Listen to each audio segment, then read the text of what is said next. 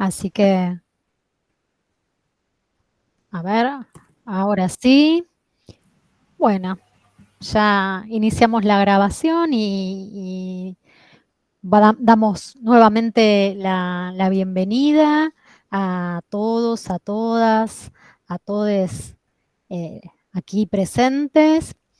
Eh, Les damos entonces la bienvenida a esta jornada, tercera jornada de la Semana UNIPE Federal 2024, edición verano. Por tercer año consecutivo, la Universidad Pedagógica Nacional ofrece a la comunidad educativa en general actividades de calidad y con temáticas actualizadas sobre educación. En el contexto de crisis económica que hoy atravesamos las universidades públicas, es necesario destacar el sostenimiento de estas propuestas y agradecer a los expositores y disertantes que se han sumado de manera desinteresada, o mejor dicho, con el interés centrado en la defensa de la universidad pública y gratuita y el derecho a la educación. Me presento, mi nombre es Mónica Descalzo, soy coordinadora del Profesorado de Educación Inicial de la Universidad Pedagógica Nacional y estaremos junto a Marisa Dowat, docente e investigadora de esta universidad, coordinando la actividad denominada Infancias y Jardines en Perspectiva Intercultural, que estará a cargo de dos renombradas profesionales que se dedican a investigar y producir conocimiento sobre la temática desde hace años. El currículum de cada una de nuestras disertantes de hoy es impresionante, razón por la que voy a tomar algunas referencias y después les voy a dejar una síntesis de sus trayectorias profesionales en el chat. Sofía Tisted es licenciada, profesora y doctora en Ciencias de la Educación por la Universidad de Buenos Aires. En esta universidad se desempeña como profesora adjunta regular del Departamento de Ciencias de la Educación de la Facultad de Filosofía y Letras, donde también es secretaria de Asuntos Académicos. En la Universidad Nacional de La Plata es profesora titular regular del Departamento de Ciencias de la Educación. Es investigadora, integra y codirige proyectos centrados en su área de especialización, la interculturalidad en educación y en educación rural. Y ha publicado artículos en libros y revistas especializados nacionales y extranjeros. María Elena Martínez es profesora en Ciencias de la Educación de la Universidad de La Plata, magíster en Educación por la Pontificia Universidad Católica de Río de Janeiro, Brasil, y doctora en Humanidades y Educación por la misma universidad.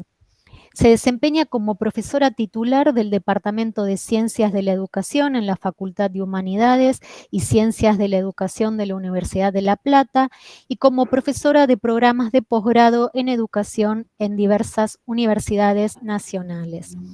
Es investigadora y directora de proyectos de investigación en las áreas de ciencias sociales y educación. Ha publicado libros y artículos en temas de derechos humanos, feminismos, interculturalidad y discapacidad a nivel nacional e internacional. Ambas fueron consultoras especialistas en el diseño curricular para la educación inicial de 2022 de la provincia de Buenos Aires. Agradecemos nuevamente la participación de Sofía y de Mae.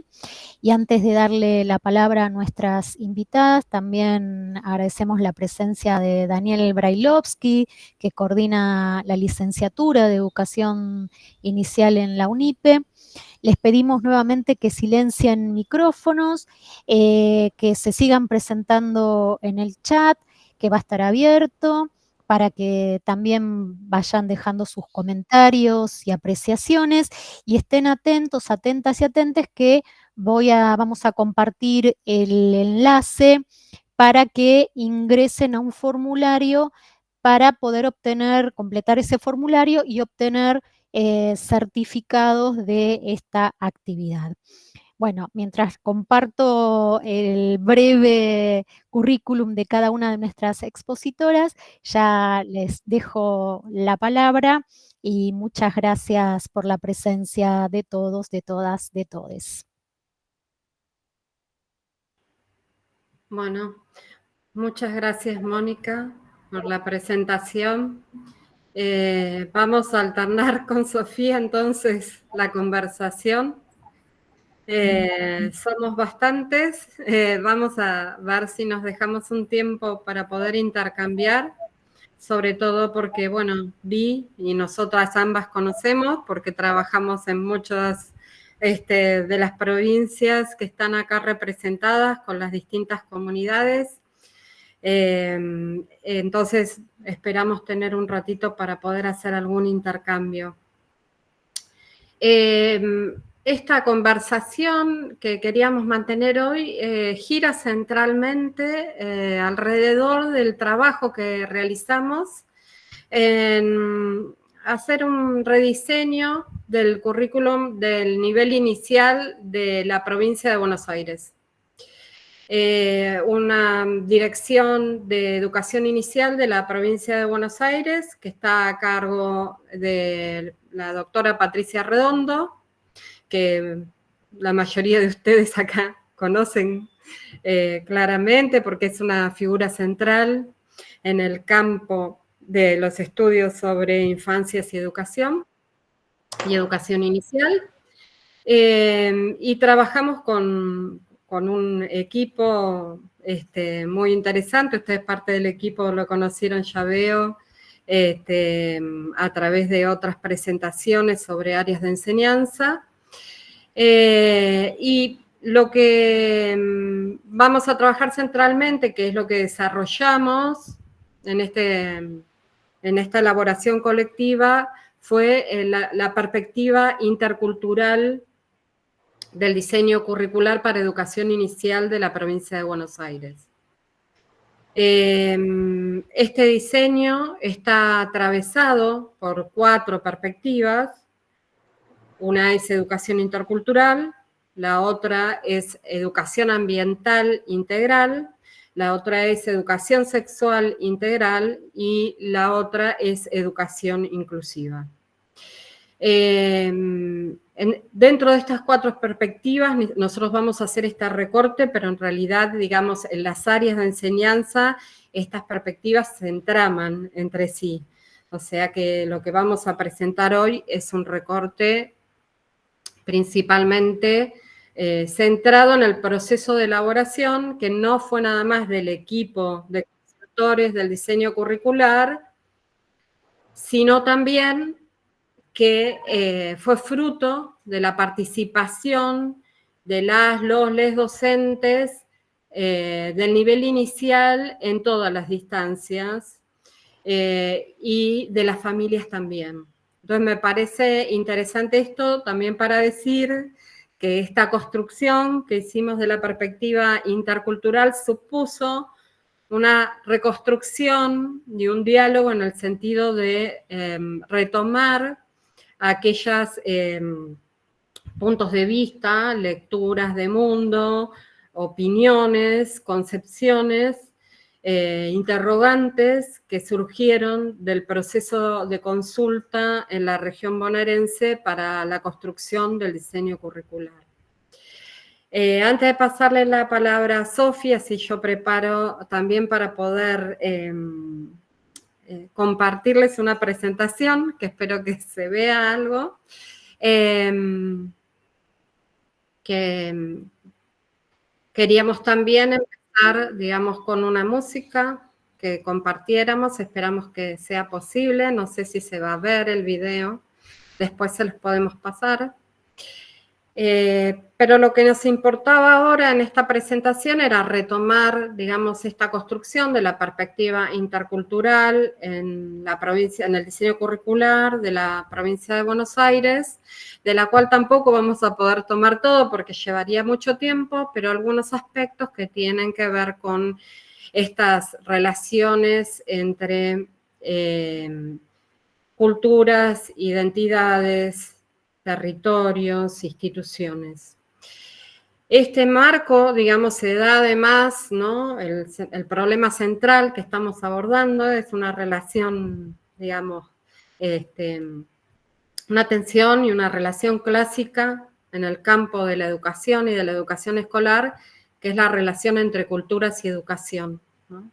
Una relación que atraviesa todos los debates, todas las producciones, todas las tareas, los haceres cotidianos, en el campo escolar y también en la producción del campo de la investigación educativa.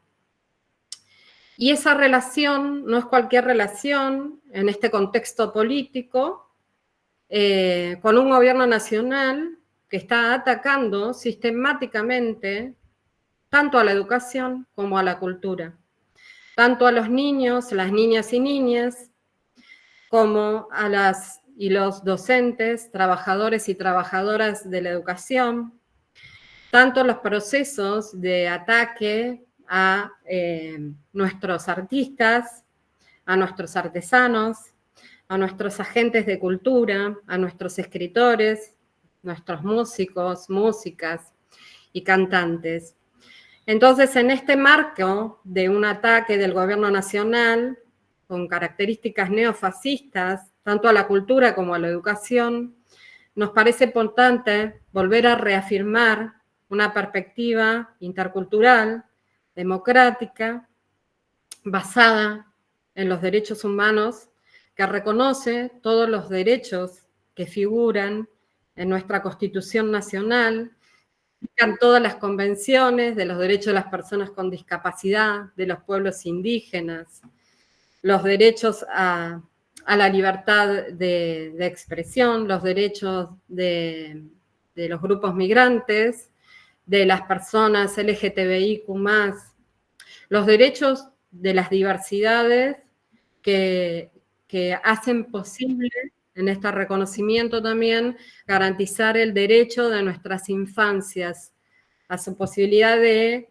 su existencia como niños y niñas y sus derechos a alimentarse, a la salud, a transportarse, a jugar y principalmente lo que vamos a hablar hoy, su derecho a la educación.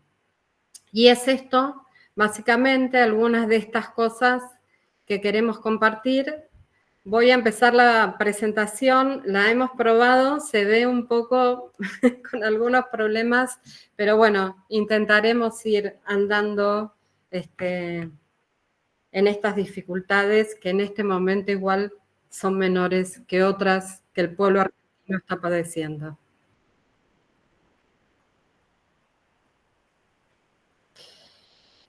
Vamos a ver si consigo. Bueno, yo aprovecho mientras que Mae instala el video para que ustedes puedan compartirlo con nosotras, a comentarles que para nosotras es un honor estar acá, poder compartir esto, poder compartir estos encuentros que la virtualidad nos permite con gente de puntos muy distantes del país, donde de alguna manera estamos dando unos debates desde hace ya bastante tiempo, en torno a la educación intercultural, en torno a cómo ampliar derechos, cómo pensar espacios educativos que reconozcan las diversidades, las distintas culturas que están presentes en los jardines, en las escuelas, en las secundarias, en las universidades, en todos los lugares, formación docente, en todos los espacios, y que nos parece que sí ameritan discusiones que hoy se nos vuelven contraculturales, ¿no? O sea, hay una propuesta que tiende a eludir y a cuestionar cualquier forma de expresión que se aleje de la hegemónica, y creo que en este sentido hoy tenemos una ocasión para poner en discusión eso y seguir pensando cómo hacemos crecer esto, porque entendemos que es una forma de pensar escuelas más justas, ¿no? ¿Lo lograste, Mae? Sí, no sé si se ve. Ahora te digo. Ahora sí, sí, se ve, se ve. ¿Se ve? Sí. Si no se ve la siguiente, la salteo. No se ve el video, se ve, a ver ahí. ¿Se escucha? Ahí se está. ve, se ve.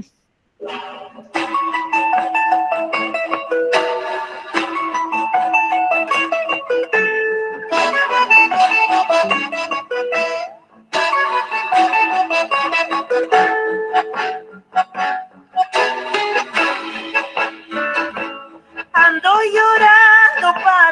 solo, aunque me rinda pa' afuera. Así tengo yo que vivir esperando a que me muera.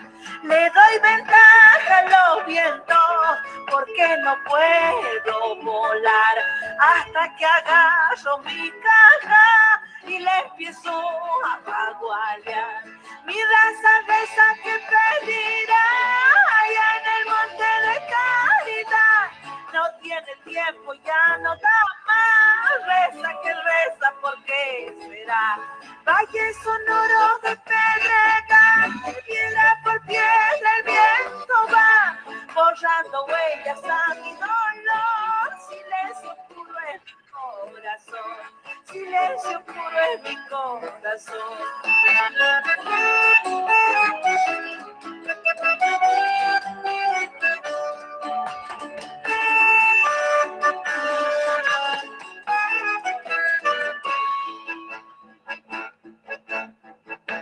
Me persino por si acaso, no vaya que Dios se excita y me lleve pa'l infierno y con todas mis ovejitas.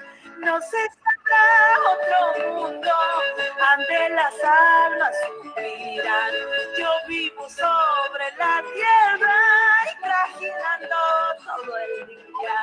Mi raza reza que pedirá allá en el monte de caridad. No tiene tiempo, ya no da más. Reza que reza, ¿por qué será? Valle sonoro que pedregal, piedra por piedra el viento va, borrando huellas a mi dolor. Silencio puro en mi corazón, silencio puro en mi corazón.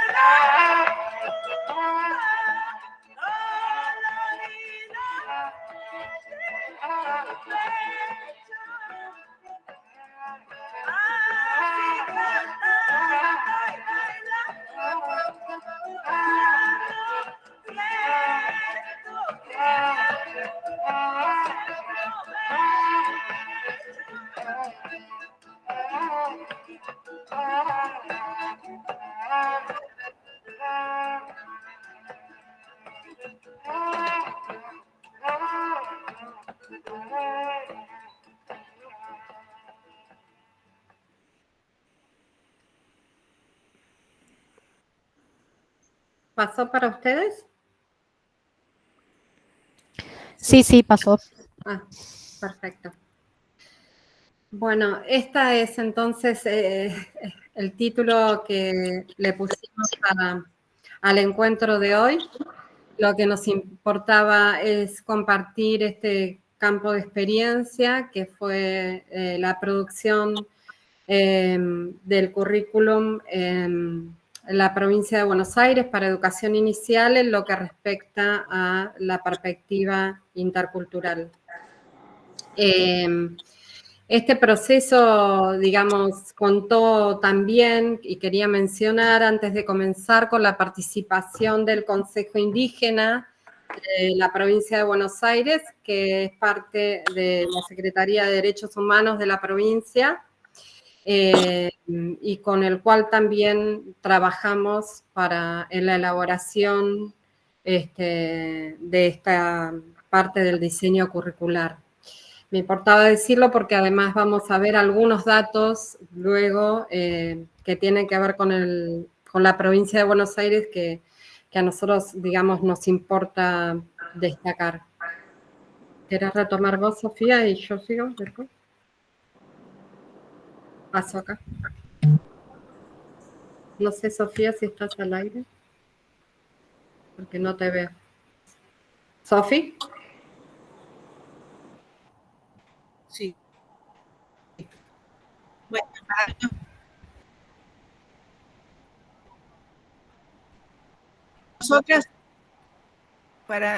nosotras cuando... Sí, sí, ¿me escuchan? Ahora sí. ¿No se oye?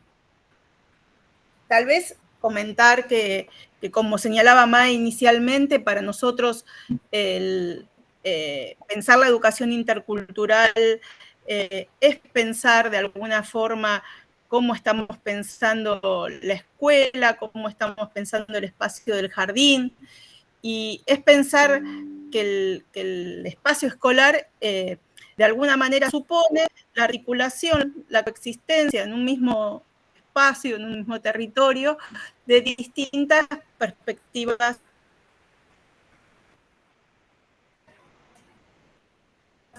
y repertorios culturales, ¿no? De alguna forma, ahora se corta. Las instituciones educativas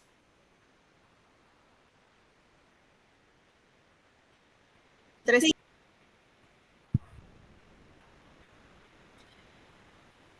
¿Estás en un lugar con mala señal, So?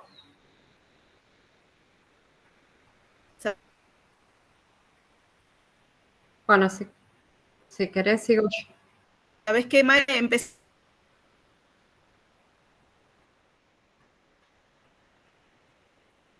esa voz y yo me paso al celu, porque me parece que estoy con poca... Sí. Sí, no tenés señal. Bien,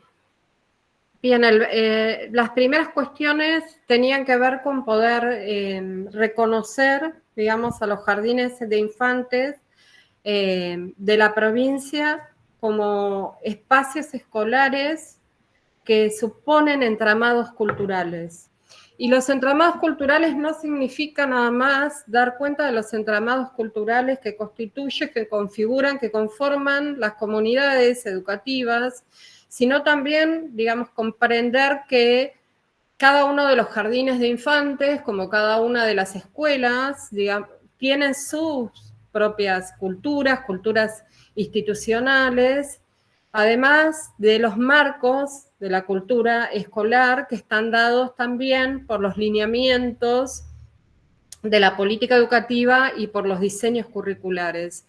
Entonces esto, pensar el entramado cultural significaba pensar un diálogo intercultural en este sentido, en cómo dialogan la cultura escolar, la cultura de cada jardín, ¿no? Y las culturas escolares de referencia, las culturas socioculturales, las culturas sociales de las comunidades de referencia, perdón. Entonces, esto implicaba para nosotros poder, en principio, reconocer algo que muchas veces en otros momentos históricos había sido silenciado en la provincia de Buenos Aires, que es reconocer no solo que en nuestros jardines están habitados por niños y niñas considerados individualmente, sino niños y niñas que poseen inscripciones sociales y culturales, y que eso entrama formas identitarias y formas en que esas identidades habitan y se expresan y producen y recrean la cultura en los diferentes territorios. Entonces nos interesaba pensar en esta construcción también cómo en esos procesos, y lo sabemos porque estamos en el territorio, estos procesos de los jardines en las comunidades no se da, digamos, todo el tiempo de manera armónica. Es claro que hay momentos de encuentro, hay momentos de diálogos, de construcciones colectivas, pero también hay momentos que hay rupturas y hay momentos en que hay conflictos. Entonces, para nosotros la perspectiva intercultural tenía que poder pensar, abordar también a la reflexión y a la construcción de prácticas que reconocieran el entramado cultural que constituye el trabajo pedagógico de los jardines y que configura a las comunidades, pero considerarla, digamos, también conteniendo a esos momentos en que se producen rupturas y conflictos.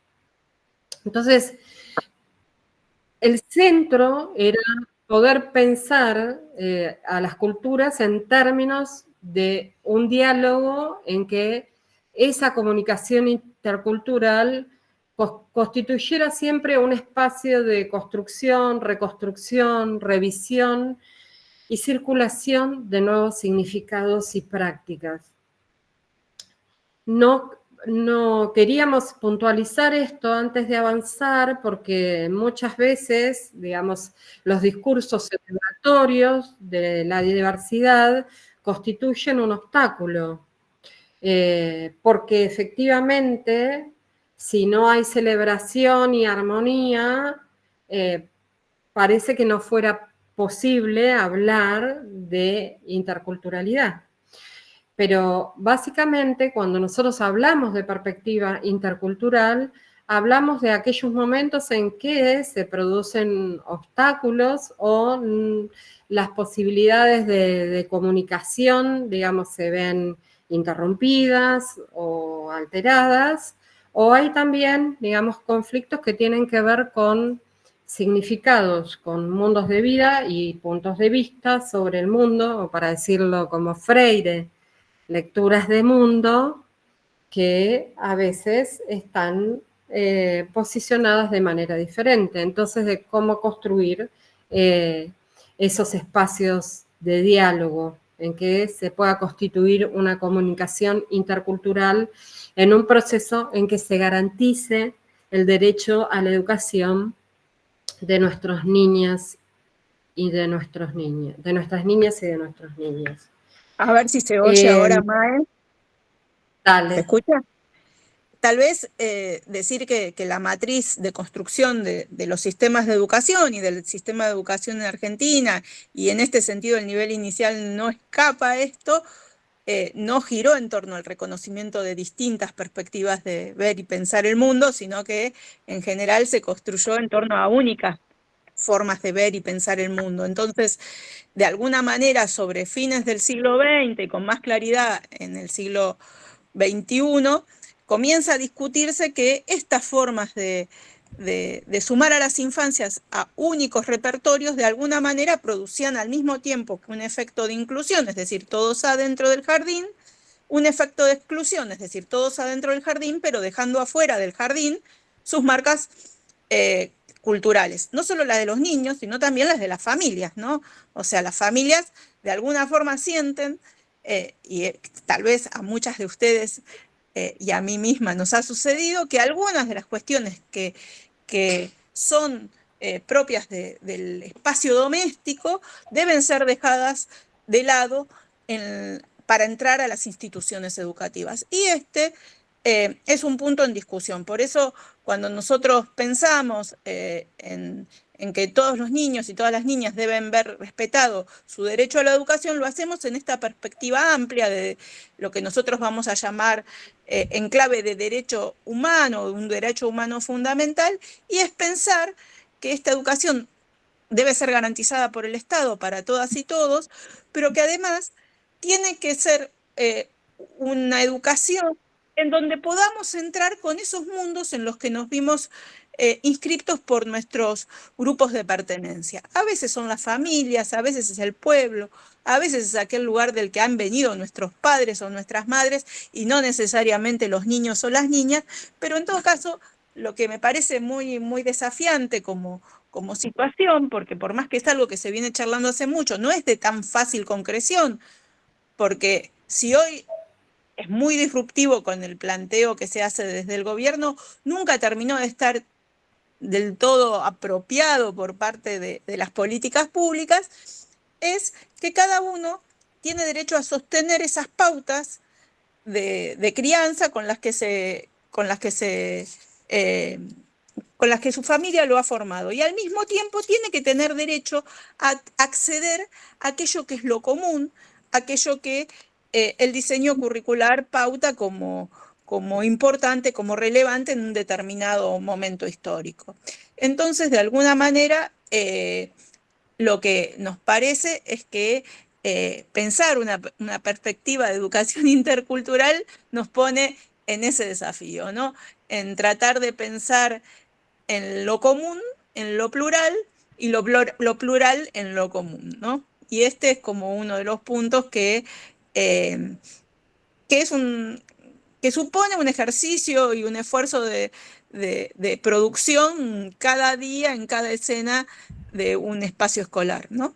Tal vez, me parece importante decirlo, un jardín en perspectiva intercultural se construye en las formas de recibir a los niños cuando llegan, en la construcción del diálogo con las familias cuando se acercan buscando una vacante, pero también en las propuestas de enseñanza en la sala, en las formas de gestión de los conflictos en el patio entre niños o incluso aquellos que nos enteramos en el grupo de WhatsApp, ¿no? Es pensar de otra manera o pensar de una manera singular las relaciones entre los sujetos que compartimos la experiencia de la escolarización de la infancia, ¿no? De la primera infancia. Y en ese sentido, a mí me parece que es bastante importante poder pensar esto de la perspectiva intercultural desde los niños y desde las niñas, ¿no? Y en ese sentido, para nosotras, y no solo para nosotras, porque esto fue discutido, bueno, con muchísimas docentes del nivel inicial, con esa dinámica participativa que se dio el diseño de inicial para ser construido y que se tiene que seguir dando, porque a esto habrá que darle densidad y volumen. Un poco lo que construíamos como consenso es que enseñar desde el reconocimiento de los diferentes entramados de las prácticas culturales supone un desafío singular, ¿no? Y que las diferencias son de distinto tipo, no es solamente las diferencias en clave de, muchas veces la interculturalidad se restringió a lo indígena o no indígena, o a lo nacional, al origen nacional, y hoy estamos pensando que estas prácticas culturales tienen que ver con las pertenencias étnicas nacionales, pero también de género, de capacidades o discapacidades territoriales, comunitarias y demás, ¿no? En ese sentido,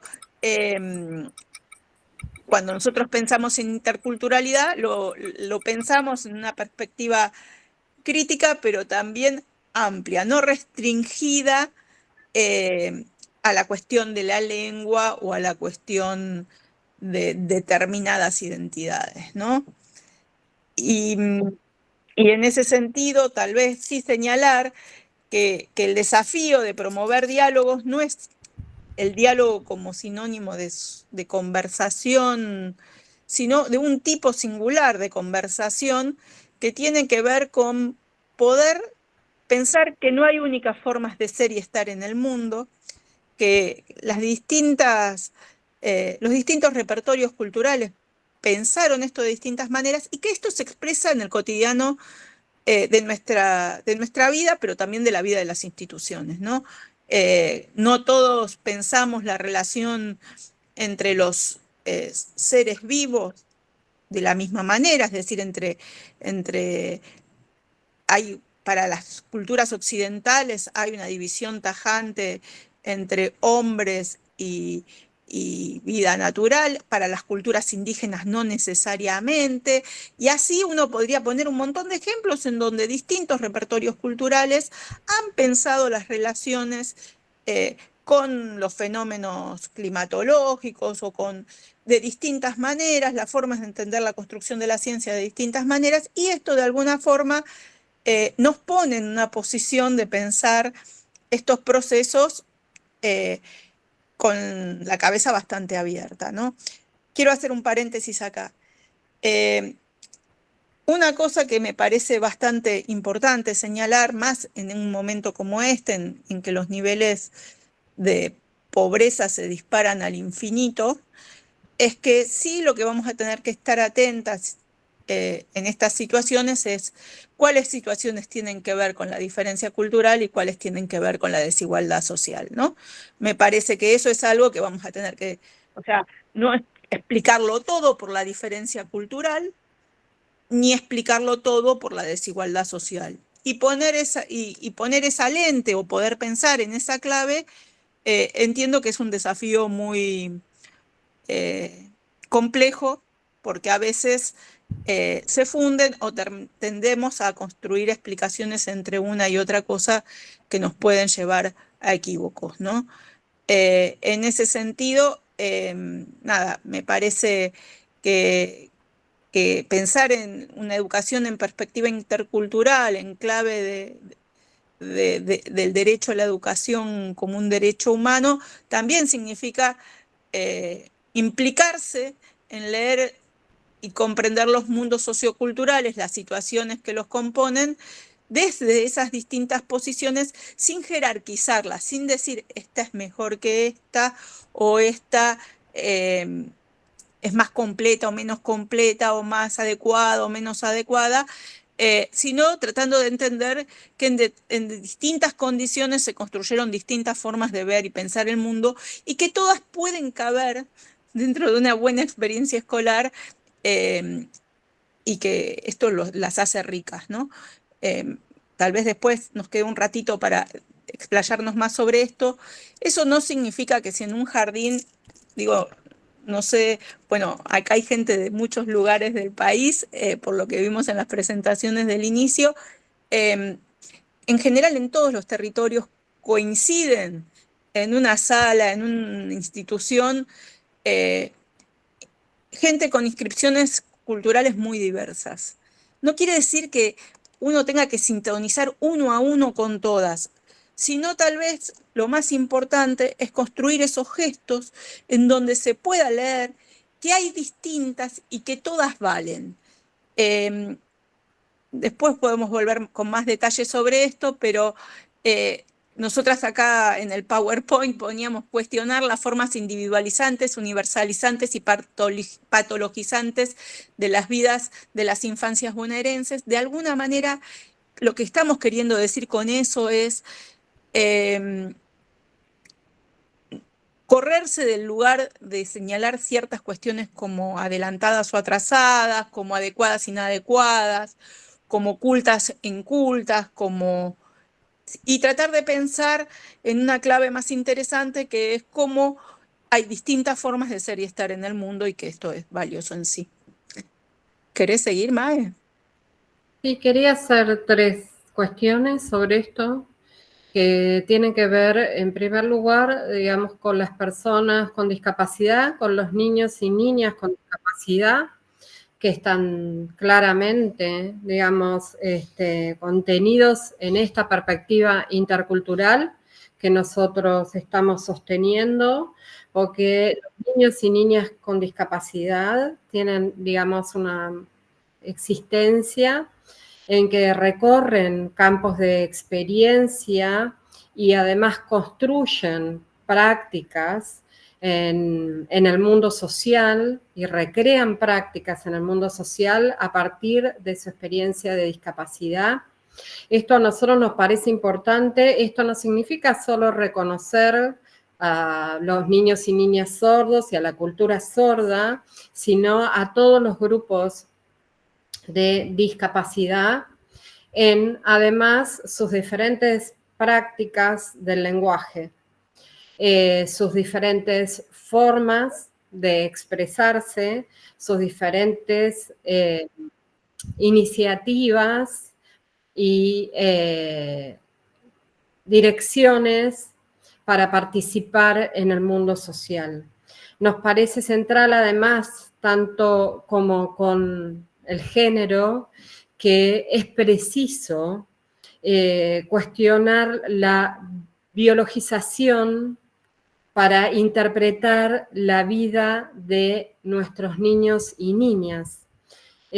Porque así como decimos que el género reconocemos y compartimos es una construcción social, la experiencia de discapacidad también es una construcción, y en ese sentido, digamos, es que nosotros estamos pensando que es necesario ver la perspectiva intercultural en el marco de estas relaciones, ¿sí? De género, de discapacidad, de los territorios, porque nuestros niños habitan, digamos, diversas formas en que se constituyen los territorios en las zonas urbanas, en las urbanos-rurales, en las rurales, en las islas. Entonces nosotros tenemos, digamos, territorios que también dan lugar a campos de experiencia distintos para nuestras infancias y ponen en circulación diferentes prácticas culturales, diferentes significados, y nos parece entonces que es necesario reconstruir, recrear, reponer en nuestras planificaciones las lecturas que nosotros hacemos de las familias, de las comunidades, de nuestros grupos de niños y niñas, de sus territorios y de sus diferentes dimensiones identitarias. Esto es lo que nosotros tratamos de no esencializar, de no cristalizar, fijar a nuestros niños en son una cosa o son la otra, porque además son niños y niñas que son centrales en la co-construcción del mundo en que vivimos. Entonces, como partícipes activos y centrales en la co-construcción del mundo, los puntos de vista de los niños y niñas, lo que ellos aportan desde sus campos de experiencia, desde su participación, son centrales para poder construir las prácticas educativas cotidianas en el jardín de infantes. Yo quería, en los comentarios alguien pone sobre las migraciones, me parece súper relevante el fenómeno de las migraciones por motivos diversos, pero acá en el margen aparece esta idea de las relaciones entre los procesos migratorios económicos y las relaciones filiatorias de los niños. Me parece que es un foco muy importante, en donde esto de producir diálogos tiene que ver con escuchar cómo se viven esas migraciones, cómo se piensan esas familias y esos niños en este territorio que tal vez no es el territorio de origen, o sí, pero no lo es para los padres, las madres o quienes sean sostenes de esas infancias. Y en ese sentido, tener el oído atento y la mirada cuidadosa de esos procesos, creo que pueden producir algunas cuestiones, pueden producir formas de moldear esa primera relación entre las infancias y el Estado, porque de última la relación con la escuela en general para la mayoría de los niños y las niñas es la primera experiencia de relación sistemática con el espacio de lo público de maneras singulares, ¿no? Y en ese sentido creo que hay mucha experiencia, pero también hay mucho por construir, ¿no? Porque bueno, cómo se llega al espacio público, cómo aloja el espacio público a estos sujetos que tal vez vienen de historias que no son de una vez, no es que de una vez para siempre se migra, sino que se va y se vuelve, ¿no? O se espera volver, o se pasan periodos de tiempo relativamente largos que discontinúan la escolaridad en Argentina, y esto produce cierto desajuste en la vida escolar. Ese tipo de cosas me parece que son cuestiones que pueden ser interesantes de estar siendo miradas, ¿no? No sé. Un obstáculo que nosotros siempre tenemos en la provincia de Buenos Aires en particular es que la representación en el imaginario social, no hay una representación de la provincia de Buenos Aires desde una mirada intercultural.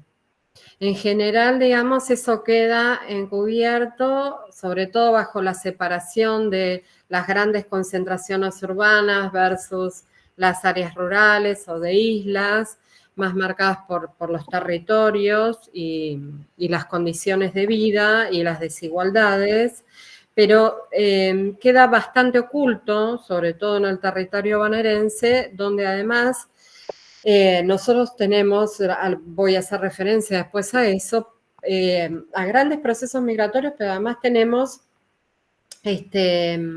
múltiples comunidades indígenas que habitan la provincia de Buenos Aires. Y que esto también poner circulación distintas lenguas, las lenguas indígenas, claro, y también de otros grupos migratorios o otros grupos que habitan territorio argentino, que no tienen la categoría de migrantes, pero tienen una condición de que se desplazan por el territorio, en particular, por ejemplo, con las comunidades gitanas, o que están ligadas a algunas de las actividades productivas en la provincia de Buenos Aires. Y eso hace a la característica más nómade del grupo, que se desplaza en función de las actividades productivas. En los comentarios, Mae, hay alguien que dice, acá tenemos comunidades gitanas y a veces resulta difícil incluirlas al espacio de la escuela y sus trayectorias educativas son intermitentes, ¿no? Sí. Esto es todo un tema, porque también pensar en perspectiva intercultural es pensar los tiempos de otra manera, es pensar escolaridades que tal vez se jueguen en distinta temporalidad, y eso supone, bueno, discutir la caja que es la escuela, ¿no? Discutir la escuela, el jardín, o sea, la escuela en genérico estoy diciendo, ¿no? Y creo que eso es algo que bueno, para discutir bastante entre nosotras, ¿no? En ciertas zonas urbanas no es la migración o pertenecer a un grupo como la comunidad gitana, sino a veces es la misma experiencia de subsistencia la que lleva a presencias intermitentes, ¿no? Y en este sentido, bueno, también es pensar, no solamente pensar los contenidos, sino también pensar las formas de uso del tiempo, de los agrupamientos, ¿no? De los espacios escolares, ¿no? Sí, nosotros tenemos en la provincia de Buenos Aires muchos grupos de niños y niñas que son hablantes del romaní. Y que, claro, sus familias, algunas tienen domicilio fijo en las localidades, pero otros grupos se desplazan, entonces no tienen asistencia continua a las mismas instituciones educativas. Y esto también, para decir, el año pasado hubo un evento nacional organizado por el pueblo gitano y el Ministerio de Educación de la Nación, precisamente para dar visibilidad a las culturas gitanas que habitan la nación argentina y poder, digamos, también que esas culturas del pueblo gitano, en particular la lengua y la cultura romaní, que además es una cultura muy, muy rica literariamente y en juegos y qué sé yo, pudiera formar parte de las actividades y ser compartida en las actividades en nuestros jardines de infantes. Y digo esto porque también nos pasa con el incremento de la población china, que ha aumentado también la circulación de chino mandarín, con muchas familias que son monolingües, solo hablan chino mandarín, pero que los niños y niñas son bilingües, o sea, hablan chino mandarín y también hablan el castellano. Entonces, para nosotros esto también, estos procesos de reconocimiento, significó a la par poder trabajar con prácticas del lenguaje para poder abrir dentro de prácticas del lenguaje a planificaciones que pudieran alojar esta diversidad identitaria, lingüística y territorial, ¿no? Cómo construir esta posibilidad de que niños y niñas pudieran poner en circulación dentro del jardín y co-construir con otros niños y niñas, digamos, intercambios alrededor de las diferentes lenguas de ellos mismos y de sus familias. Quería mencionar también, porque parte de la invisibilización, en el caso de la provincia de Buenos Aires, que estamos trayendo acá porque es donde nosotros trabajamos en el nuevo diseño curricular de la educación inicial de la provincia de Buenos Aires, es que en el territorio bonaerense, digamos, habitan en distintos partidos de la provincia de Buenos Aires, realidades comunitarias indígenas.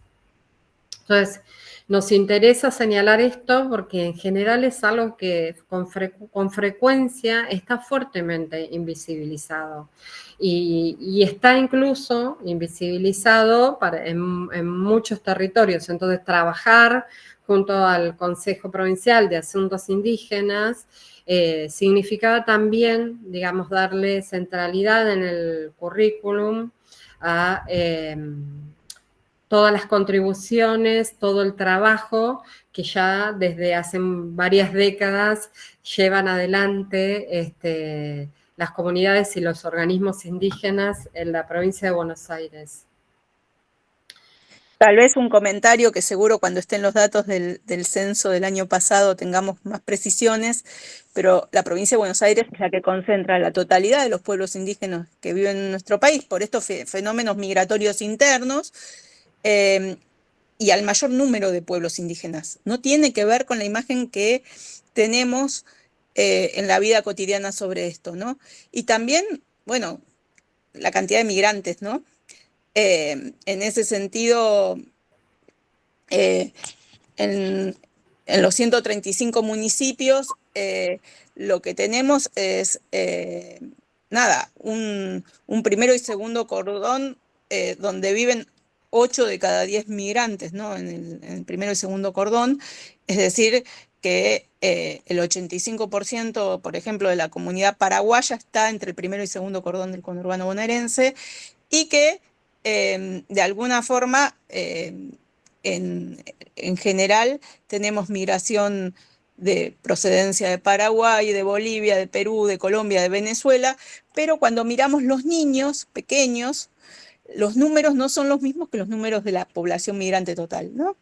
O sea, si bien la población migrante paraguaya es la más abundante, hay menos niños paraguayos que niños de otras nacionalidades. Por ejemplo, los chinos que decía Ma están mucho más arriba cuando miras números de infancias porque son migraciones más recientes, ¿no? Y esto, de alguna manera, bueno, me parece que es algo que uno puede mirar en la propia institución, que puede construir su propia estadística local, porque, bueno, me parece que hay algo que me parece que dijimos antes, pero que lo refuerzo un poco, que es una cosa es cómo uno se autopercibe y otra cosa es, bueno, por ejemplo, donde uno nació, ¿no? Puede que los niños hayan nacido en la Argentina y se autoperciban argentinos, o puede que hayan nacido en otro país y se perciban argentinos, o puede ser que hayan nacido acá y se perciban como población migrante de algún país que es el de sus padres. Y estas cosas me parece que son cosas que antes en la escuela se invisibilizaban bastante y que hoy necesitamos tener como una referencia que no sea solo la de el registro de asistencia, ¿no?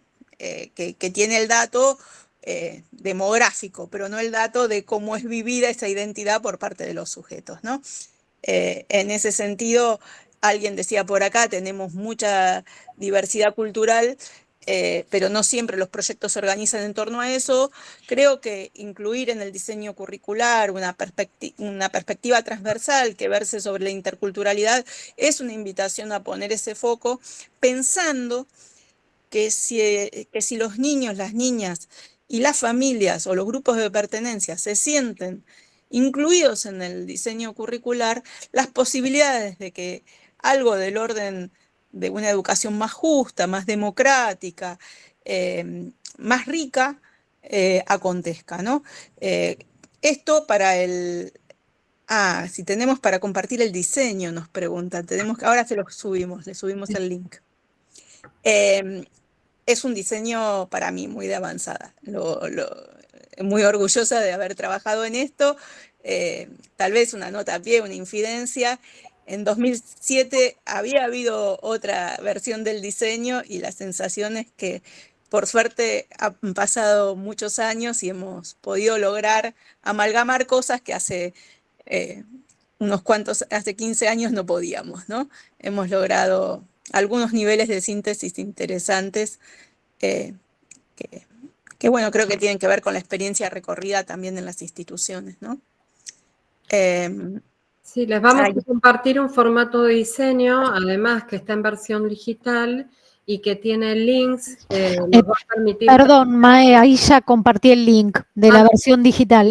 Ah, genial, porque esa versión digital ustedes van a ver que tienen hipervínculos que los va a ir llevando a las relaciones que se establecen dentro del diseño. Así que además es interactiva la versión digital de diseño para permitir, digamos, transitar la actividad cotidiana, ¿no?, de planificación por el diseño de manera, digamos, fácil, de manera rápida, de forma activa.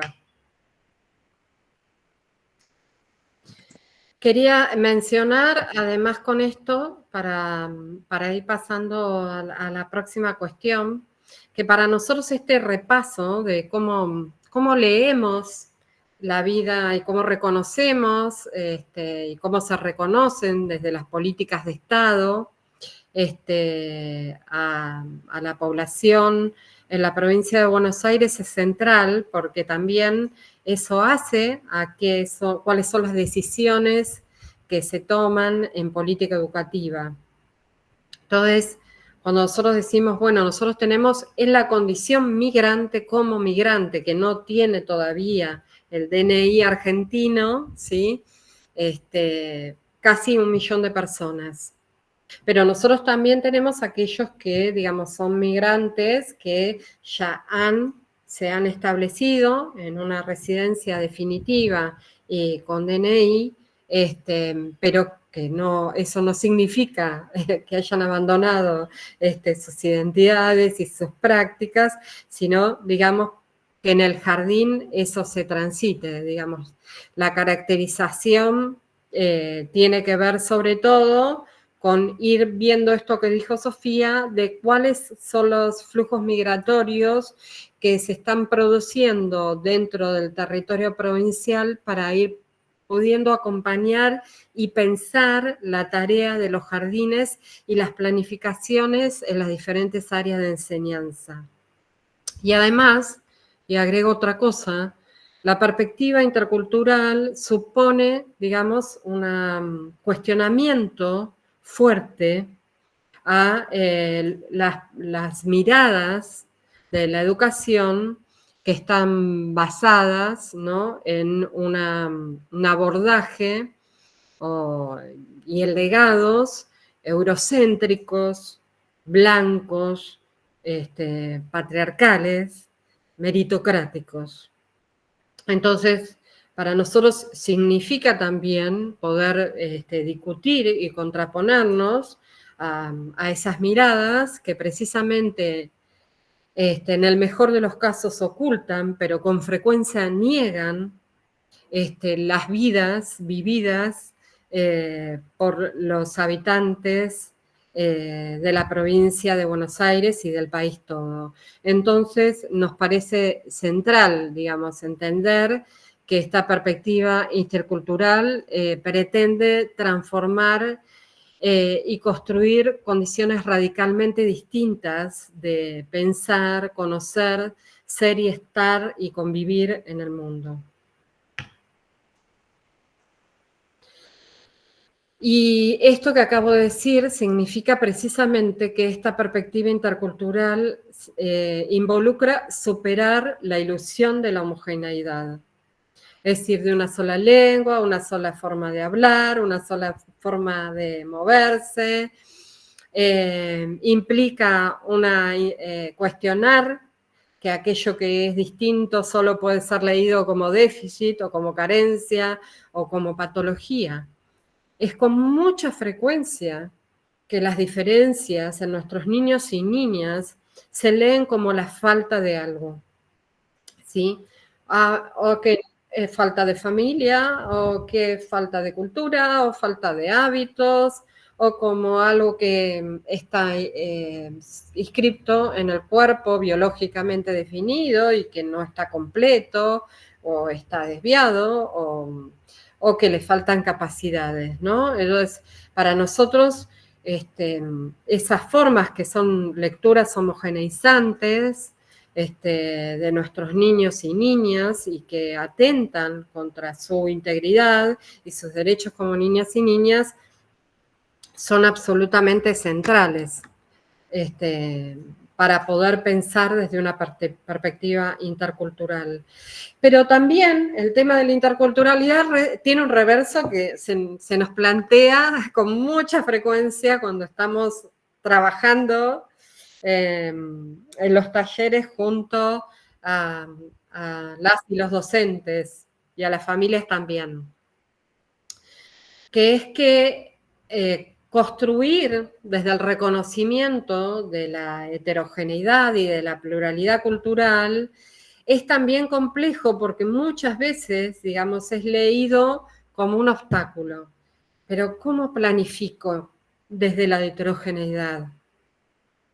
Y es ahí para nosotros, digamos, uno de los centros más continuos, digamos, de los debates y también de la necesidad de que las construcciones requieren de ser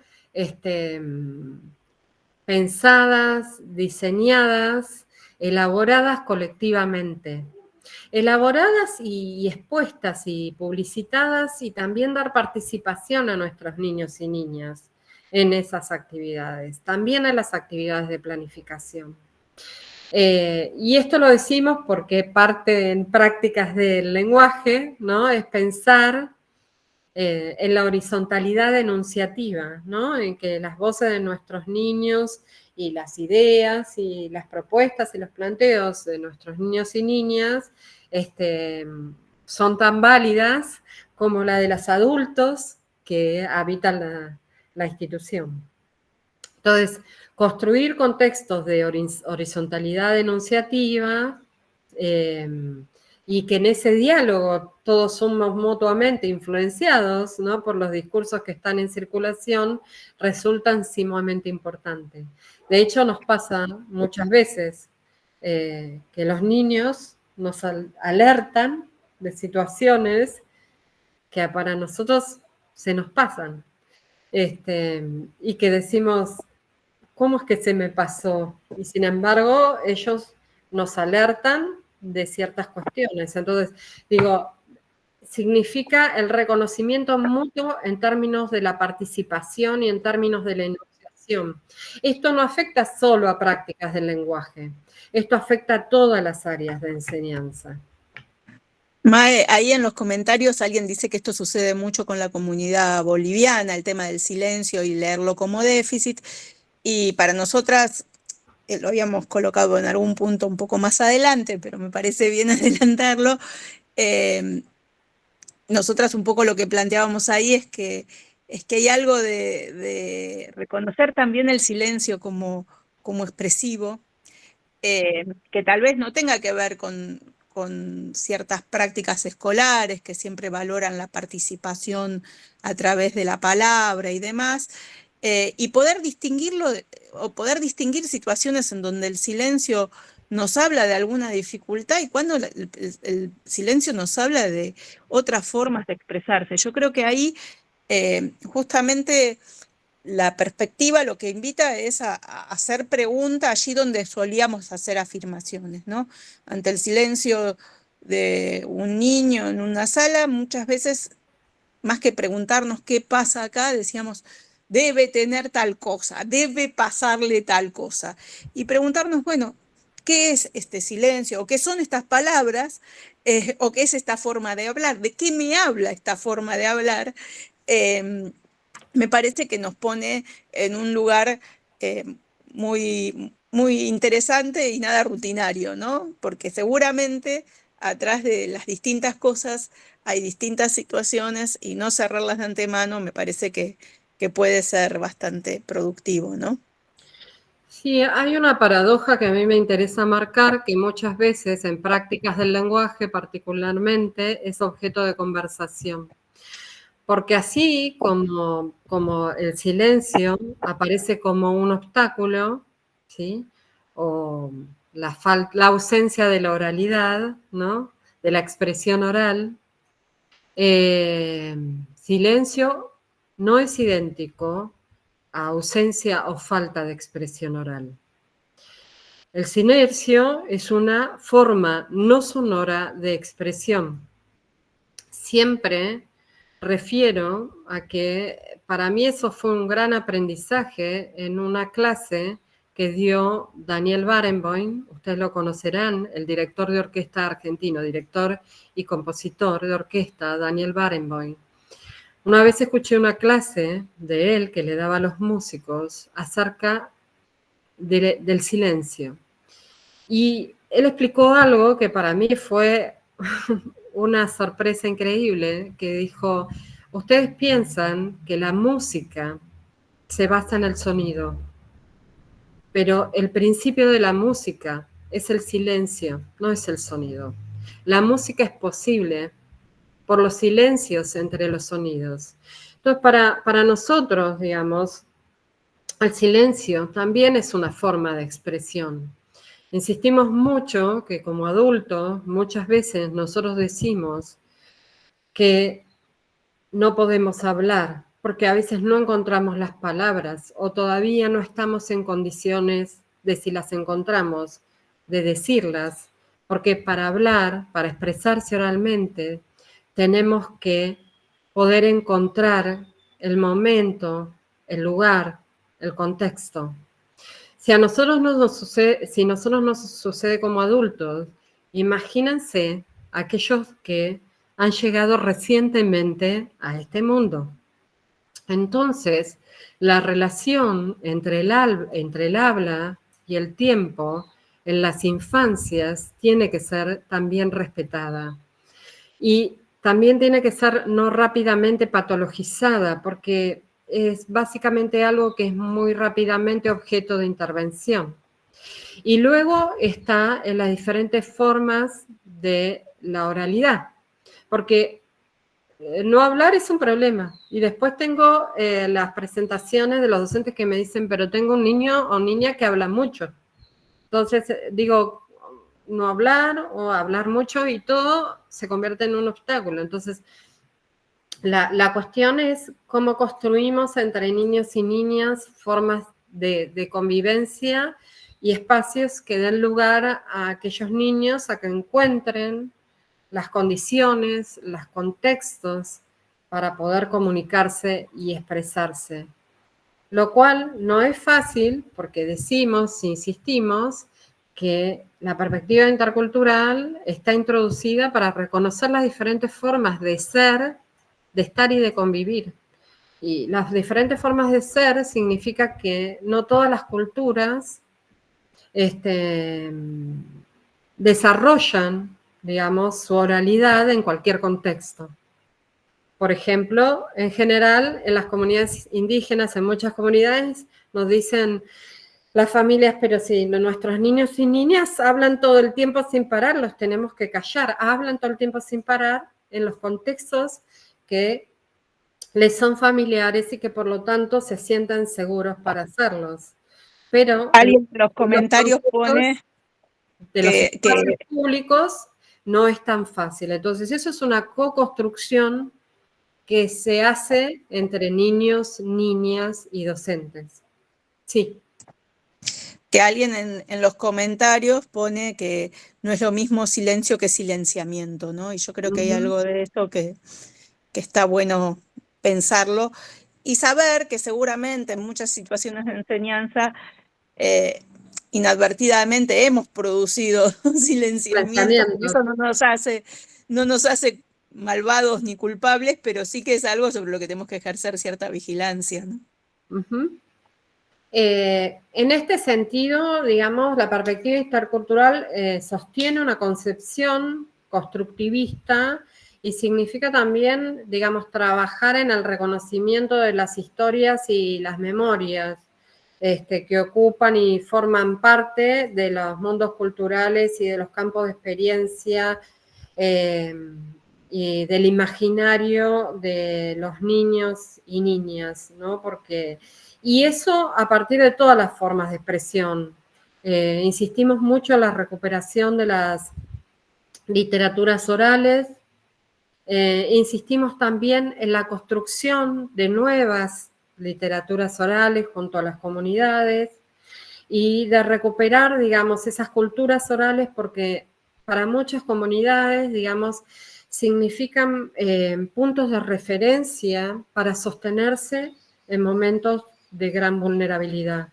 Entonces, no es cualquier cosa, digamos, da sentido a la vida en muchos momentos, digamos, de conflicto o de donde, digamos, los efectos de la desigualdad colocan a las familias en situaciones de mucho sufrimiento social.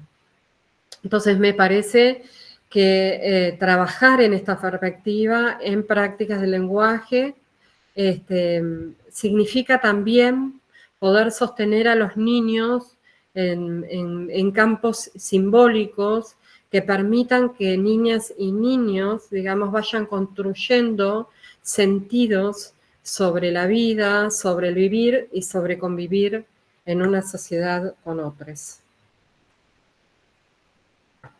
Ay, perdón.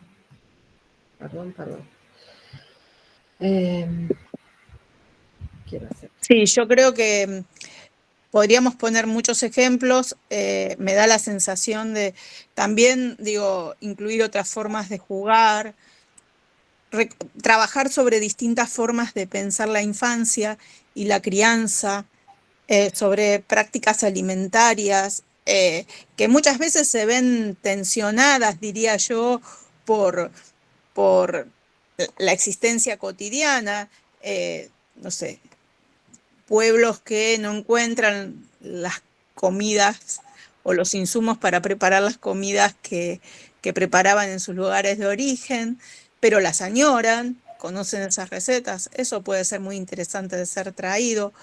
Otras formas de nombrar alimentos, otras formas de nombrar los mismos juegos o juegos con variaciones, cómo se juega o cómo se nombra la escondida en distintos lugares. La escondida, digo por decir algo, pero podrían ser muchos juegos que son relativamente, están relativamente extendidos en el territorio, pero que tienen variaciones en sus normas, y otros que no, otros que son muy locales.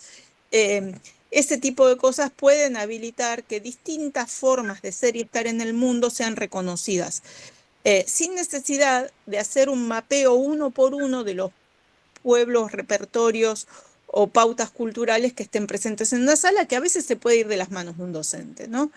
Pero me parece que ahí hay algunas cosas en las que se pueden hacer gestos que hagan que el espacio escolar sea un lugar vivido como mucho más propio, ¿no?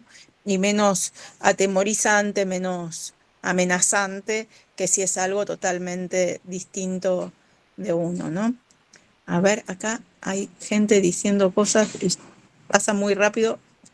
Yo quería dar un ejemplo de algo que nos pasó recientemente en un jardín en la provincia de Buenos Aires. Tuvimos una investigadora mexicana que, como parte de su investigación, vino a poder recorrer jardines de la provincia y hacer observaciones en las salas. Y cuando llegó a uno de los jardines, lo que nos pasa bastante en los jardines, se estaba celebrando Halloween, digamos, Halloween, digo, el Día de las Brujas en la versión anglosajona, ¿no? Que en el mercado se ha difundido fuertemente y que, bueno, bien, se venden un montón de insumos en relación a Halloween. Pero la investigadora mexicana veía que los niños y niñas no estaban muy así participativos con las actividades del Halloween que se había organizado en el jardín. Y entonces ella le preguntó, desde su propia cultura mexicana, si conocían o se celebraban a las almitas. Y ahí entonces los niños y niñas del jardín se pusieron a hablar. Que efectivamente durante esos días, porque es el 1 y 2 de noviembre y además está en nuestros calendarios la posibilidad de festejar el Día de las Almitas en nuestros jardines de infantes, que las familias, digamos, organizaban los banquetes para dedicarle a sus ancestros, ¿sí? El recuerdo, la memoria, intercambiar con los familiares, recordar qué les gustaba comer, qué les gustaba cantar y qué les gustaba hacer. Y entonces ella comenzó a comentar que sucedía y que se hacía en México el Día de las Almitas, y los niños comentaron esto. Quiero decir que uno puede ver, digamos, en muchas situaciones que ahí donde estaba sucediendo el Halloween, había en realidad otros marcos culturales por los cuales transitaban los niños y las niñas para esas mismas fechas, que no tenían que ver con aquello que estaba difundido desde el mercado, ¿sí?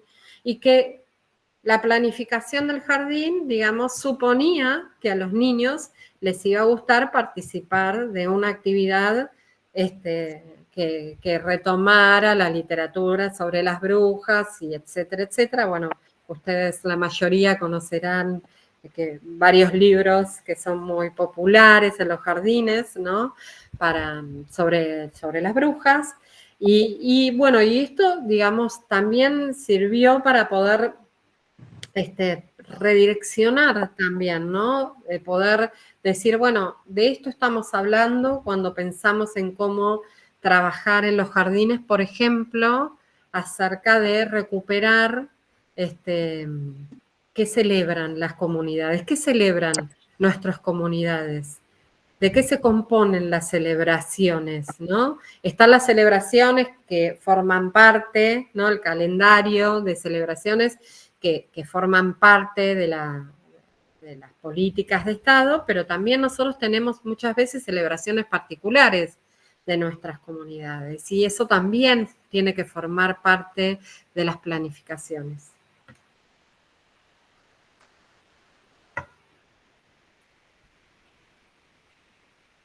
Yo, como estoy proyectando, no estoy pudiendo ver la intervención en el chat. No, yo estoy mirando. Creo que tal vez, digo, tratando de sintetizar un poco estas cuestiones, a mí me parece que lo que nosotras queríamos compartir con ustedes es que una educación en perspectiva intercultural, como decíamos antes, rompe con las perspectivas blancas, heterosexuales, capacitistas, adultocéntricas, monoculturales, monolingües del mundo, que gestan prejuicios, ¿no? Y de alguna manera hacen que algunos se sientan más incluidos que otros o más incluidas que otras, y que haya ciertas visiones de mundo que sean más difíciles de incluir en los repertorios escolares, y también de reconocer en dignidad y derecho, ¿no? Me parece que ahí hay algunas cosas que están dando vueltas. Y la otra cosa que me parecía importante señalar es que nadie tiene que dominar por completo los saberes culturales de los otros para hacerlos, que tiene que haber cierta confianza, o construir un diálogo intercultural supone cierta confianza en el otro, en los saberes del otro, y que en todo caso es en esa conversación, es en esa interacción que se va creciendo, ¿no? Ahora voy a leer, porque me puse a mirar otra cosa y no estoy mirando el chat, pero veo que hay mucha participación ahí. Y la otra cosa que me parecía importante es que hay que tratar de desarmar las perspectivas únicas sobre qué es ser boliviano, gitano, argentino, chaqueño, bonaerense, no importa. Tenemos muchas formas de ser todas estas cosas, y cada niña, cada niño es de distintas formas aquello que elige ser. Y eso, que parece bastante obvio, no lo es tanto, ¿no? Y a veces aparece como si vos sos de tal lado, te comportás de tal manera, o hablas de tal forma, o no reconoces tal cosa, como si hubiera únicas formas de ser. O sea, reconocer los repertorios culturales no supone fijar a los sujetos a únicas formas de ser aquello que eventualmente incluso los propios sujetos digan que son, ¿no? Y eso me parece bastante importante. Y en ese sentido, pensar en perspectiva intercultural supone incluir las historias, las visiones, los significados, las prácticas de las comunidades y los grupos indígenas, migrantes, LGTBIQ+, y demás, mujeres, personas con discapacidad y otros que continúan siendo invisibilizados o discriminados en la vida social, ¿no? Me parece que ahí hay como muchas puntas para ir trabajando en cómo pensar prácticas que aproximen o que intenten esos gestos interculturales, ¿no? Un elemento más para marcar, porque así dejamos un ratito para poder por ahí, desde el chat intercambiar, no sé si es posible. Era que otra parte del desarrollo de la perspectiva intercultural supuso explicitar, identificar las formas de discriminación, ¿no? Incluir la perspectiva intercultural significa poder generar condiciones que garanticen el derecho a la educación y también, digamos, combatir todas las formas de discriminación. Y las queremos mencionar, sobre todo en función del trabajo en educación inicial, porque el combate al racismo, al sexismo, al capacitismo y al adultocentrismo tienen que estar, digamos, en la base de nuestras planificaciones. Es decir, nosotros podemos ver todavía, ¿no? Lo estamos viendo estos días, las formas en que impunemente el racismo y el sexismo, el capacitismo se están expresando. Pero también el adultocentrismo es una cuestión en nuestros jardines de infantes, ¿sí? Me parece que el adultocentrismo en general excluye o no hace posible la participación de los puntos de vista de los niños acerca de las cuestiones que los atañen, lo dejan en una posición muchas veces periférica o subordinada, y nos interesa, no voy a desarrollar todo esto, pero nos interesa, digamos, plantear que es todavía necesario, y quizá hoy más necesario que nunca, digamos, entender que toda la educación tiene que estar centrada también en formar a nuestros niños, en ser parte de esta lucha contra todas las formas de discriminación.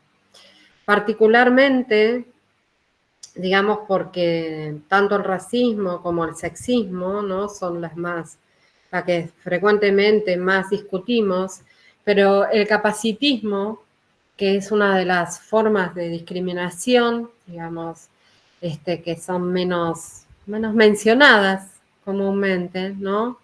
Y que diría no solo afectan a las personas con discapacidad, ¿no? El capacitismo afecta a las formas de discapacidad, a las personas con discapacidad, pero también afecta a nuestros niños y niñas, a aquellos niños y niñas que no dan cuenta de su existencia, de las formas, en las formas hegemónicas, y que en general o que en determinados momentos se promueven ciertas capacidades como buenas y se considera que otros no lo son, y eso produce jerarquías en relación entre comillas, en las capacidades de nuestros niños. Entonces, me parece que es importante también luchar contra todas las formas en que el capacitismo nos está afectando y está afectando a nuestros niños, que no hay, digamos, capacidades y que no hay jerarquías, no hay unas personas capaces y otras incapaces, unos niños capaces y otros incapaces, y que el capacitismo es una construcción destinada a finalmente a jerarquizar, excluir y sobre todo a vulnerar derechos. Y es una forma bastante violenta, ¿no? Y sobre todo en momentos que se patologiza fuertemente a las infancias y se las diagnostica con innumerables descripciones desacreditantes y biologizantes y biologicistas, nos interesa sobre todo entender que el capacitismo es una forma de discriminación cada vez más extendida en nuestras sociedades. Por lo tanto, queríamos también mencionar que esto está explicitado en la perspectiva intercultural, en el diseño curricular, porque es parte también de la formación para nuestros niños, para enseñar a nuestros niños también a poder defenderse y enfrentar todas estas formas de discriminación a las que muchas veces se ven sometidos, en el reconocimiento de niños y niñas como sujetos, como decía Sofía, como ciudadanos en dignidad y derecho. Sí, yo creo que una cosa que me parece importante, que otras veces decimos antes y que hoy no lo dijimos, es que estos fenómenos exceden el espacio escolar, son discursos, son perspectivas que se tratan de instalar en la sociedad toda y que en todo caso lo que hay que hacer es discutirlas en todos los espacios, también en el espacio escolar, ¿no? Tengo la sensación de que estamos en un momento de exacerbación de discursos sexistas, racistas, capacitistas y también adultocéntricos, y que es un momento en donde el lugar de las instituciones educativas es poner una palabra, poner un pie en el freno y decir, ojo, estamos construyendo de esa forma un mundo cada vez más desigual, cada vez más violento, más difícil de habitar para todo aquel que no se corresponda con aquello que blanco, europeo y aparte exitoso económicamente y vaya a todas las cosas que hay que tener, ¿no? Y masculino y demás. Entonces, en ese lugar yo creo que a mí me parece importante que se sepa que esto accede al espacio educativo, pero que pero la escuela, el jardín, la universidad, todos los espacios educativos no están por fuera de estos discursos, y que dar esta discusión e instalar estas perspectivas tiene que ver con pensar un mundo un poco más justo, ¿no? Queríamos marcar también, bueno, ustedes lo verán si pueden ver después el diseño curricular, que trabajamos con cada uno de los consultores de las áreas de enseñanza. Tuvimos mesas también de discusión, además de lo que recogimos de la participación de las familias y de los docentes en todas las instancias de consulta durante la construcción curricular, para que la perspectiva estuviera reflejada, estuviera realmente, digamos, transversalizando las áreas de enseñanza. Entonces digo, dimos algunos ejemplos, pero no vamos a extendernos con eso, pero si pueden ver, intentamos, claro que no agota las posibilidades, pero intentamos dar en las áreas de enseñanza algunas pistas sobre eso. Nos interesa además que no es posible ver la perspectiva intercultural sin ver cómo además articula e intersecciona con la educación sexual integral, por eso pusimos al género, con la educación inclusiva, y por eso insistimos en una educación que es para todos y todas, en una educación común, en el reconocimiento de esa pluralidad que incluye a las personas con discapacidad, y a la educación ambiental integral, que para nosotros significa, digamos, en este momento, un momento en que eso tiene que ser destacado, es central y estratégico trabajar con los niños las cuestiones relativas al ambiente natural y social. este es un momento en que todas las condiciones que estamos atravesando, las condiciones climáticas, las de degradación ambiental, la de nuestros recursos naturales, significa también la formación para las generaciones que recién llegan, que tengan otra visión de mundo, que permitan, digamos, co-construir el mundo junto a la naturaleza, cuidar el ambiente natural, así como cuidar el ambiente social. Entonces, nos parece que es importante poder leer esta perspectiva intercultural entendiendo que la sexualidad, el género, el ambiente, la discapacidad, ocupan, digamos, son como resortes centrales en esta perspectiva intercultural, así como hacemos énfasis también en las lenguas, también hacemos hincapié en que es necesario introducir las cuestiones que están vinculadas a una mirada, además que tiene particularidades en el contexto latinoamericano. Y la perspectiva intercultural que sostenemos es una perspectiva que está situada en la experiencia histórica, social y cultural de América Latina.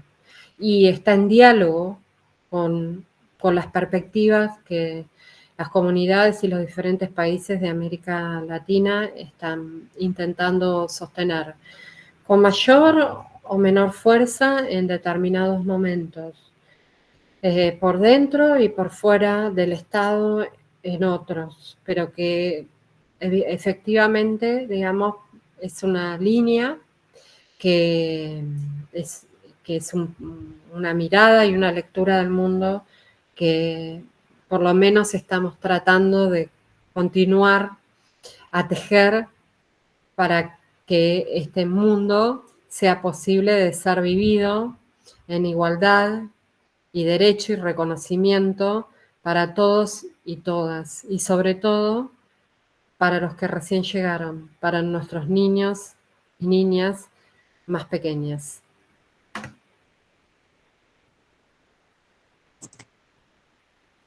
Tal vez abrir un momento de compartir de preocupaciones, hallazgos, o lo que quieran, comentarios, lo que Ahí sea. hay algunas intervenciones en el chat. Liz Romero también levantó la mano. Hay muchos agradecimientos. Vamos a recuperar algunas cuestiones del chat. Dice, bueno, esto ya lo habían hablado, el silenciamiento. Guillermo, que siempre nos acompaña en las actividades, Guillermo Maidana de Uruguay, dice, no es necesario esperar la llegada de un mundial de fútbol para pensar o repensar nuestras prácticas educativas desde una perspectiva intercultural. No sé, acá hago un comentario al pie con esto que plantea Guillermo. Galeano, en Patas Arriba, la Escuela del Mundo al Revés, hace referencia justamente como en el Mundial que ganó Francia en el 98, la discriminación de los franceses a los inmigrantes africanos era terrible, sigue siéndolo, pero en el momento del Mundial todos celebraban, aplaudían, así que bueno, ahí la interculturalidad también la podemos pensar en el Mundial de Fútbol y no dejar pasar la discriminación que existe. Ahí Elvira Barilaro dice, algún autor lo denomina racismo de la inteligencia. Sí, exactamente. Ahí, bueno, también agradecen porque invitan a reflexionar y repensar las prácticas educativas. Agradecimientos. Y ahí Liz Romero había levantado la mano, que no sé si Liz quería saludar o levantó la mano para intervenir.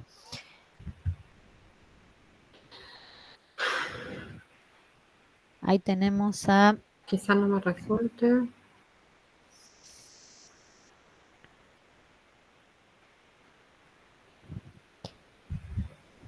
Que tenemos de Jardín de Villarino. Personalmente me resulta súper interesante hablar de interculturalidad. Ahora quizás no me resulte tan fácil pensar propuestas pedagógicas donde realmente se vea reflejada esta perspectiva.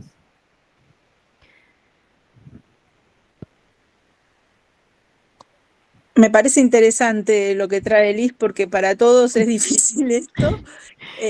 O sea, no me parece una cuestión menor. En todo caso, tal vez hay que pensar muy bien que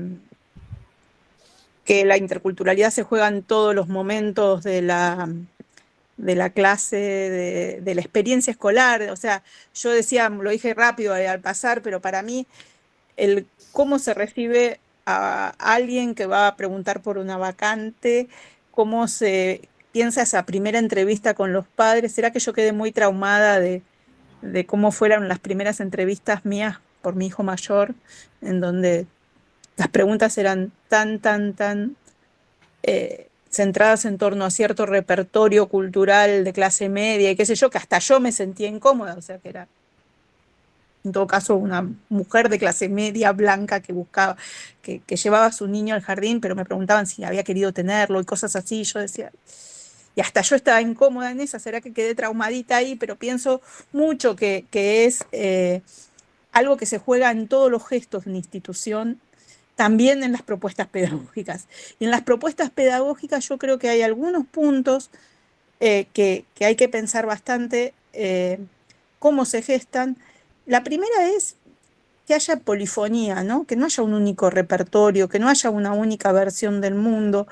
Eh, Pienso, no sé, pensar el tema de los juegos, ¿no? No dar por hecho que todos los niños juegan a tales cosas, preguntar en las familias, recuperar un poco qué se tramó, cómo se piensa, qué se hace en el tiempo libre, qué no se hace. Yo insisto, algunas de esas cosas van a estar informadas por la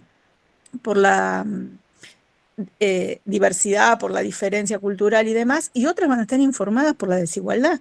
Pero es importante conocerlo, porque también hay ciertas pautas de transmisión de adultos a niños que se cortan en estos procesos de profunda eh, vulnerabilidad. Entonces, también ahí tenemos que tener una oreja atenta. Y al mismo tiempo, creo que es interesante poner distintas versiones de las situaciones. Por eso yo traía, bueno, no sé, si en una situación de juego uno advierte que un niño le dice boñato a la batata y otro no lo entiende, frenar ahí y armar de eso una conversación. ¿Dónde se le dice boñato? ¿Qué otras palabras conocemos a las que les decimos distinto? Poder hacer algunas de esas cosas puede convertir en intercultural cualquier actividad del jardín. Además están las que pensemos en clave de distintas versiones o distintas formas de llegar a ciertos saberes, ¿no? Creo que es muy importante pensar qué literatura ponemos a disposición, qué lugar le damos a la oralidad, si la priorizamos o sea, si ponemos relatos orales o solamente relatos escritos. No sé, creo que ahí hay como mucho para pensar dónde estamos buscando el material, qué música ponemos a disposición de los niños. Eh, los otros días buscando material me encontré con un material producido en la provincia de Santa Fe, que eran radionovelas, que se llamaba Araí el Carpincho y me encantó. Y de repente había material sobre el delta bonaerense, que no era bonaerense porque era de Rosario, pero era el delta, que me parecía que estaba muy bien narrado. Bueno, poner esas voces que son distintas, esos animales que son otros, que son carpinchos o colibríes, y qué significados tienen los colibríes en distintas culturas. Creo que hay algo de correr o ampliar el repertorio, los lugares, las búsquedas que puede estar bueno para empezar a transitar esto, que todavía es una construcción en proceso, ¿eh? Digo, diseños culturales verdaderamente interculturales, nos falta trabajar un montón. Sí, perdón, Mae. Una cosa que quería agregar es que nosotros tenemos muchos niños, voy a hacer referencia a lo que conozco otras provincias y recorrí también, pero como estamos con este diseño voy a centrar las referencias en el territorio bonaerense. Pero nosotros tenemos muchos niños que están vinculados cotidianamente a las actividades productivas de sus padres. Nosotros tenemos niños que trabajan alrededor de la recolección de ostras en la provincia de Buenos Aires, que es una actividad productiva que hace al mantenimiento de las familias. Y también tenemos los cordones hortícolas en la provincia de Buenos Aires, la producción de flores, la floricultura. Entonces, digamos, nosotros tenemos las comunidades de ILA que también trabajan en relación a otras producciones, y tenemos niños que pueden describir esos, y también tenemos los que trabajan en los comercios de sus papás, ¿no? Y de sus mamás, junto con la familia cuando no están en la escuela. Digo, trabajan porque ellos se quieren sentir partícipes, no porque trabajen, sino porque es el lugar donde sus padres los pueden cuidar cuando no están en la escuela, porque no hay otro lugar. Entonces, comparten la actividad y se sienten parte y cuentan, digamos, cuál es su participación en todos los procesos que hacen las familias.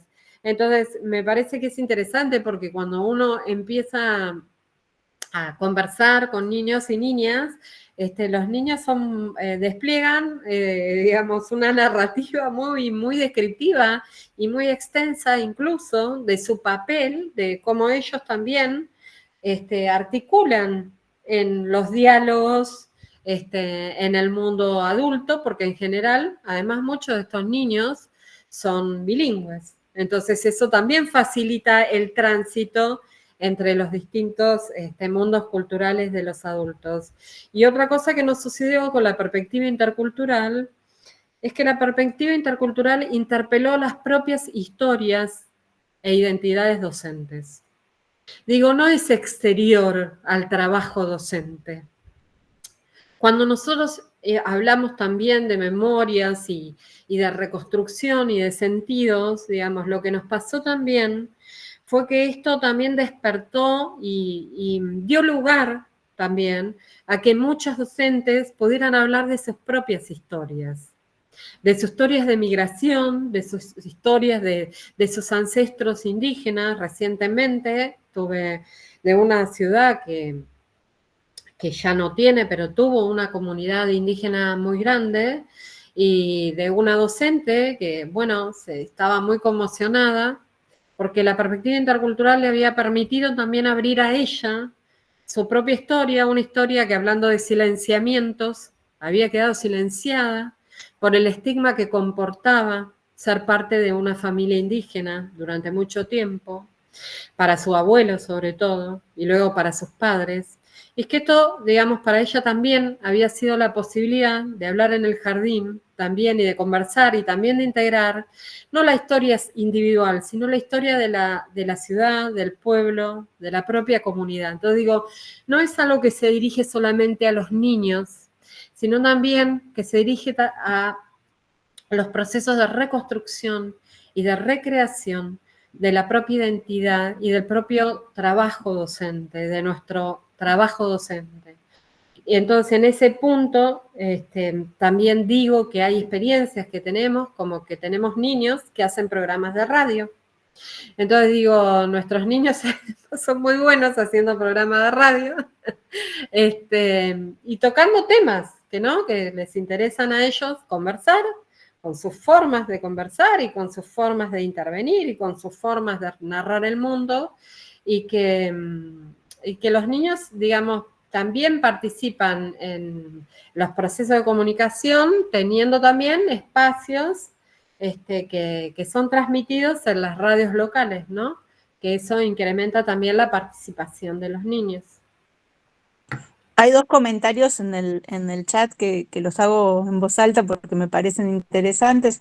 Uno es Vero de Jujuy, que dice que a veces ella también se siente fuera del sistema, y creo que tiene que ver con lo que traía Mae recién, o sea, el tema de sentirnos fuera de registro no es solo un problema que le sucede a las infancias, nos sucede a los adultos, a las adultas también. Y Tamara dice que cuenta, fíjense en el chat, no hace falta que les lea todo, pero cuenta una implementación de un centro de estudiantes en un jardín de infantes, pensando en la discusión al adultocentrismo, ¿no? Entonces, me da la sensación de que ahí hay algo que también hay que mirar, que qué estamos haciendo, ¿no? Ya hace muchos años, cuando estuvimos con Mai, con Lauri Diez y con Alicia Villa en la dirección de Intercultural, en 2007, nos habíamos llevado una sorpresa súper alentadora sobre todo lo que había en materia de educación intercultural en aquella época en que casi no se hablaba de educación intercultural, y yo creo que hoy debe haber mucho más para ser puesto en valor, ¿no? Creo que estos 4 ejes de cuáles son las experiencias que discuten el racismo, cuál es el sexismo, cuál es el adultocentrismo y cuál es el capacitismo, son ejes interesantes para preguntarnos sobre lo que hacemos todos los días, ¿no? Creo que son buenas líneas de fuerza para el trabajo en las instituciones, ¿no? Y me parece que seguro vamos a poder encontrar ahí cosas que tal vez hoy no las nombramos como interculturales, ¿no? Y que son interculturales, o que apuntan en dirección a pensar la interculturalidad en las aulas. Bien, ya estamos sobre la hora. La verdad que muy agradecidas de esta charla que, como nos comentan en el chat, sirven para seguir pensando, para seguir pensándonos como docentes en nuestras biografías, en nuestras trayectorias, en nuestras representaciones, para interpelar prácticas homogeneizadoras y también para interpelar discursos del afuera y muchas veces del adentro de las salas, y la importancia en esta coyuntura del jardín como un espacio de resistencia y de esperanza. Y Maya hablaba nos traía Freire al comienzo, una esperanza que no espera en términos freirianos,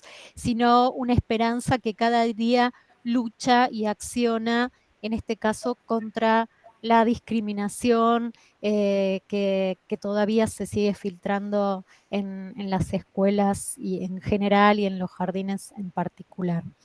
Así que bueno, no sé, Sofía, May, si quieren cerrar con algo más. No, quería agradecer por la paciencia, por la escucha. No es lo mismo el cara a cara que estar a distancia, pero bueno, sabemos que pasan muchísimas cosas en todas las jurisdicciones, en todas las instituciones, y que los espacios para poder contar, intercambiar y seguir adelante, digamos, con proyectos educativos que garanticen el derecho a la educación y que tengan una mirada latinoamericana, ¿no? Que tengan una mirada que reconozca nuestras historias, nuestras memorias y nuestro destino común y plural. Gracias. Bueno, yo me sumo a los agradecimientos y la verdad que, nada, pensando en que estamos por empezar las clases, o acaban de empezar las clases en distintos lugares del país, toda la energía para disputar en esos espacios un año que no se promete simple, pero que nos tiene que encontrar pensando en nuestras infancias, ¿no? Así que un abrazo grande y bueno, empecemos con ganas y mucha fuerza. Y en defensa de la educación pública. Seguro con total que claridad. Sí. Bueno, ahí voy a dejar de grabar. Muchísimas